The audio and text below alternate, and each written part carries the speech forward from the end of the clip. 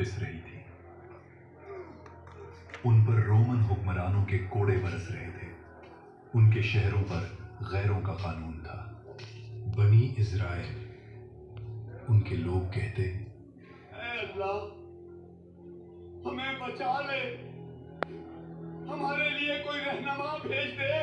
और जब अल्लाह ने उनकी फरियाद सुनी और आसमान से उनकी मदद के लिए एक नबी भेजा, ईसा इब्ने मरियम, वो नबी जो उनके लिए शिफा बना, जो उनके लिए उम्मीद बना,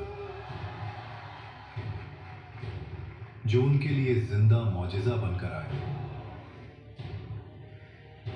मगर तारीख का सबसे दर्दनाक धोखा यहीं से शुरू हुआ। कत्ल।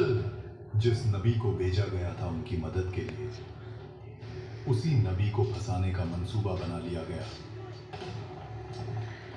और जो होने वाला था वो सिर्फ एक कत्ल नहीं था, वो तारीख का सबसे बड़ा धोखा था।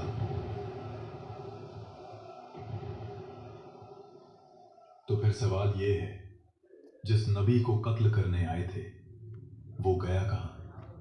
और सूली पर लटक कर तड़पने वाला असल में कौन था?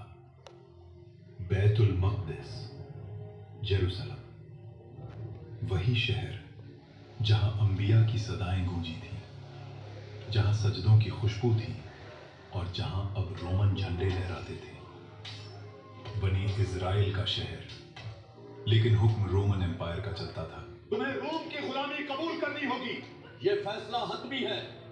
गलियों में रोमन सिपाही, जुल्म आम था, इंसाफ महंगा और हक बोलना जुर्म। रोमन कानून के नीचे बनी इज़राइल सिर्फ सांस ले रहे थे, जीना उनके इख्तियार में नहीं था। इसी अंधेरे दौर में अल्लाह ने अपनी रहमत का सिलसिला शुरू किया। हजरत ज़करिया अलैहिस्सलाम, कुरान कहता है वो नबी भी थे और हजरत मरियम अलैहिस्सलाम के कफील भी। एक दिन ज़करिया अलैहिस्सलाम महरब में गए तो देखते कि मरियम अलैहिस्सलाम के पास ऐसा रिस्क था जो इस शहर की जमीन पर मिल ही नहीं सकता था। ज़करिया अलैहिस्सलाम ने पूछा, ऐ मरियम, ये तुम्हें कहां से मिला? मरियम अलैहिस्सलाम ने कहा, ये अल्लाह की तरफ से है। यहीं से ज़करिया अलैहिस्सलाम के दिल में यकीन और गहरा हो क्या कर रहे हो? और ये वक़िया अपनी बीवी को बताया। स्टॉप कर रहे फिर उन्होंने दुआ मांगी और अल्लाह ने बुढ़ापे में